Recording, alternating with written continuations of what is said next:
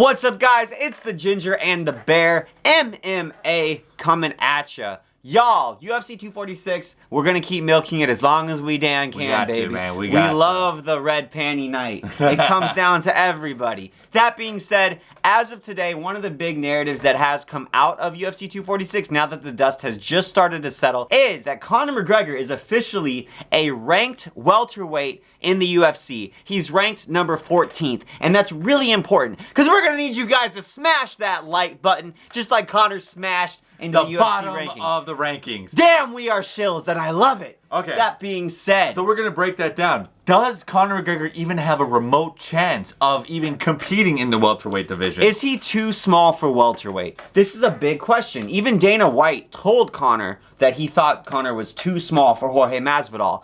And I think this was mostly Dana like trying to be like, take the fight for less money, Conor. Get mad, Conor. But ultimately, Dana uses that voice in fighter negotiations, by the way. Little known fact. But we've got the inside scoop. That being said, though, I think this is a really interesting question, because Conor did fight at damn 145. Yes, yeah, he did. And it's an incredibly interesting question just because I think in the last, 2 years, let's say, we've seen a lot more movement of fighters between weight classes, and more so than any other time in MMA. It's like MMA is finally starting to catch up with boxing, with fighters going up and down in divisions, up and down weights class. Boxers have been doing this for decades. And it's super common. It makes it easier that there's, weight classes are a little bit closer in boxing. But in MMA, the 10 pounds, it's great for flyweight up through lightweight. But there's a huge perception that the jump from lightweight to welterweight is the biggest jump in MMA, because it's the first division separated by 15 pounds. And I think this is weird, because now we've got Masvidal, right? And we've got Pettis. And I'm sure if we sat here and thought longer, we could think of a few other former lightweights. Oh, Cerrone. And let's they move up to welterweight, and they do pretty well. Let's also be honest. Conor McGregor, because we're ranking how Conor McGregor will do against these bigger, stronger opponents. And let's be honest, Nate Diaz and Tony, Cowboy Cerrone, I got Tony on my mind, are probably one of the worst welterweights ever. And you mean ranked welterweights? Ranked top 10 ranked welterweights? Top 10? Yeah. It's just difficult, right? Because there is definitely, Masvidal, for example, right? I think Conor in the press conference, he himself said he thinks that Cerrone, just size-wise, is actually a little bit bigger than Masvidal. Masvidal himself is a former lightweight, and I don't think he's put on more muscle now at Masvidal isn't that big. That's what I'm saying. And Masvidal's been able to perform really well at welterweight. And okay, let's just break it down, because I do think McGregor can be more competitive at welterweight than some people are giving him credit for. So let's start with let's go from the bottom, right? Because he is a ranked welterweight. How would he fare with the guys who are ranked from 15 to 10? The lowest range. Oh, sorry, bro. The lowest ranged ranked welterweights. So Neil Magny. I think Conor could starch him. And knock out Neil Magny. Oh, Vincent Luque, I would not bet. Luque? Would Luque be Luque? Yeah. That's a hard fight. That's a really hard fight. I do think Conor... Oh, but man, Luque has such a good chin. But it's an interesting fight where I don't think it's a wash. I don't think it's a wash. I think Vicente is one of the most underranked welterweights, actually. Gilbert Burns... I have no idea. I have no idea. Burns? I think Conor knocks him out. Then we can go to Anthony Pettis. I think that's easy victory for Conor. I don't think Pettis should even be in the welterweight rankings. Here we go against somebody that I think would fuck up Conor McGregor. Oh, Geoff Neal? Geoff Neal. It's so hard. This is one of those where you can... It's so hard to tell how much bigger welterweights are than lightweights. To me, it's the hardest division to figure out the size discrepancies. Geoff looks... in my perception, enormous. But I have no idea. And he's got power. I think he's got more raw power than Woodley. Not Woodley. Than Conor. He's got way more power than Conor doesn't really have raw power, though. He's got good boxing technique. That's true. Geoff, he's literally hands of steel, bro. Yeah, he's crazy. So I think that would be a very hard fought fight. I think Neil would win. That's my personal opinion. I would pick Neil as well, but I also think we haven't seen anything that would indicate what Neil's defense is like. So that's where it becomes a test, right? I do think that Neil, it would be interesting to see the psychological, if he could, like in the same way that Anthony Smith basically gave up to John Jones, I wonder if Josh Neil, because he hasn't fought. He's never even been a main event of a fight night. Exactly. That would be a huge event. Oh yeah, for him. To be honest, I take that back. If it was to be like Joff Neal right now got a main event with Conor McGregor right now, I think I'd pick Conor just because I'd still pick Neil, but that's just me. Honestly, I don't think that he would be ready for the spotlight and the pressure that kind of a fight and that kind of a spotlight would bring. Sure. He might get there after a couple more fights. I just don't think he'd be there yet. Yeah, right now. Robbie Lawler. I think Conor knocks out Robbie I think Lawler. Conor has a shot at it for sure. Stephen Thompson or Nate Diaz, I don't think we need to talk about that. Stephen Thompson, and we're up to rank number 7 now. So now I feel like we're getting to the. Man. This is where I think there starts to become a real cream de la cream. I think Conor would not be the favorite in my book against Thompson, but I can actually see past the victory for him. I can't see a victory for him.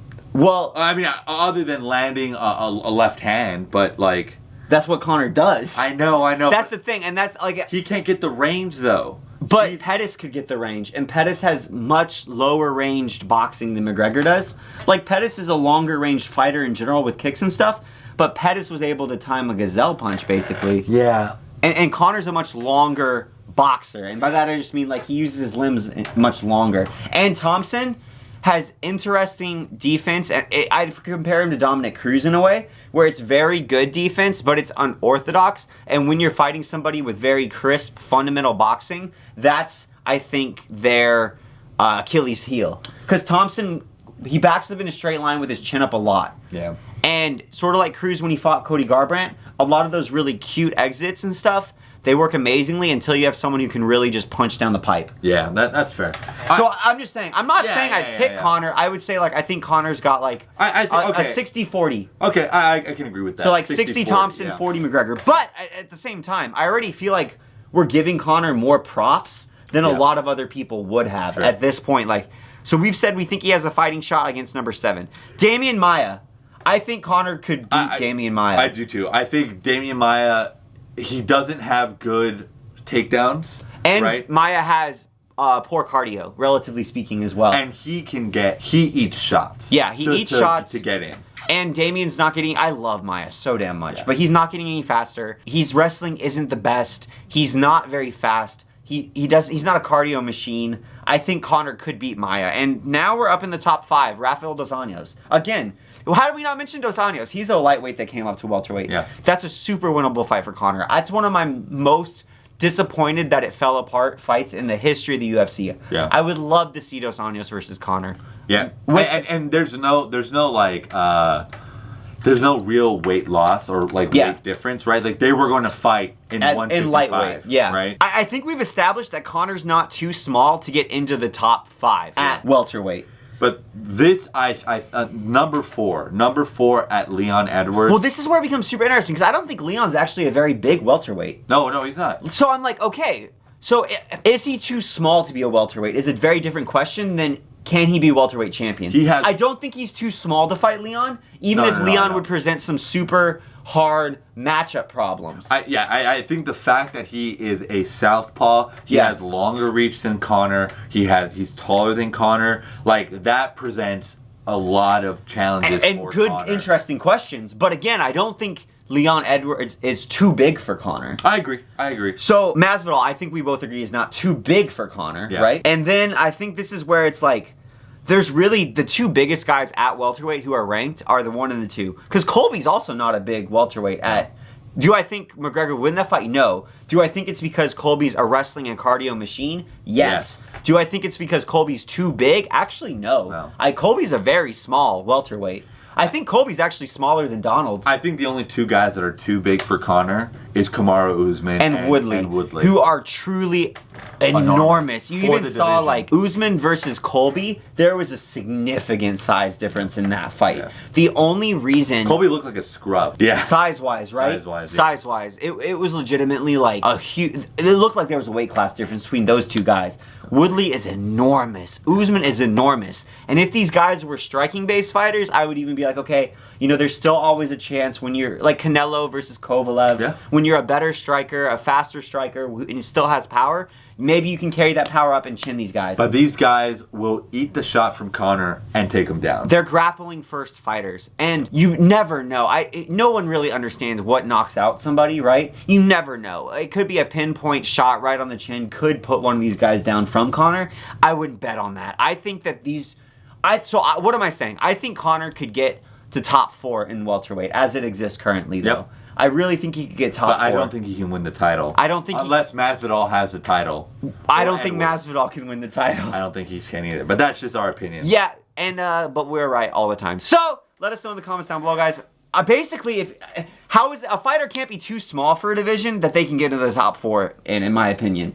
That just doesn't make any sense. Yeah. So we've proved it to you guys. Conor is not too small for welterweight. He's too small to be welterweight champion. Yeah. That's the best way to say it. Yeah, absolutely.